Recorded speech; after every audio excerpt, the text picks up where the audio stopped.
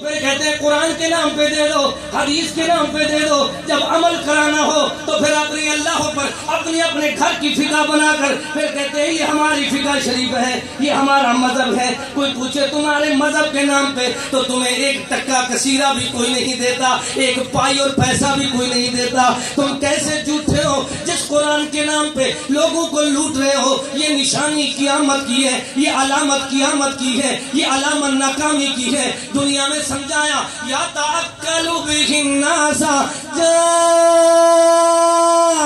یوم القیامہ ووجہہ عظم لیس علیہ لحم۔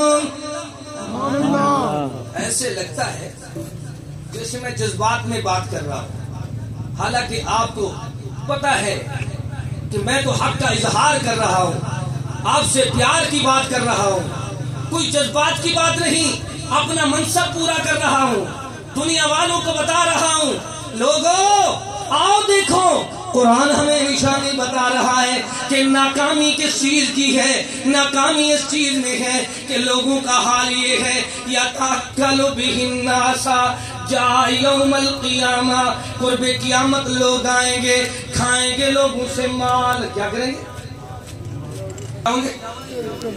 قرآن پاک کے قاری ہوں گے پر پیٹو ہوں گے، پیٹ کے پجاری ہوں گے، پہلے اپنی بزنس طے کریں گے، پہلے اپنے پیسے طے کریں گے، پہلے لوگوں سے مانگیں گے، پہلے لوگوں سوال کریں گے۔ فرمایا ایسی جب نشانی تمہیں نظر آئے تو دیکھ لو دیکھ لو، اس وقت اللہ کی زمین اللہ پر حرکت میں آئے گی، کیونکہ ایسے نادان دنیا میں آ چکے ہیں جن کا حال یہ ہے انہوں نے دولت تو کمانے کے لیے قرآن کو ذریعہ بنایا ہے، دولت کمانے کا بھیک مانگنے کے لیے قرآن کو ذریعہ بنایا ہے۔ اللہ تعالیٰ کی رحمت دو عالم صلی اللہ تعالیٰ علیہ وسلم پیارے حبیب کریم نے ہمیں سمجھایا اور لوگوں دیکھو یہ ایسے قرآن کے قاری نیری بیماری، ایسے قرآن پڑھنے والے نیری خواری کرتے ہیں، یہ دنیا میں تباہی کر رہے ہیں۔ کیسے لوگ ہیں جو قرآن کے نام پہ پڑھنا شروع کرتے ہیں؟ رحمت دو عالم نے فرمایا ان کی محبت دین اور قرآن سے صرف گلے تک ہے، دل تک نہیں اترتی۔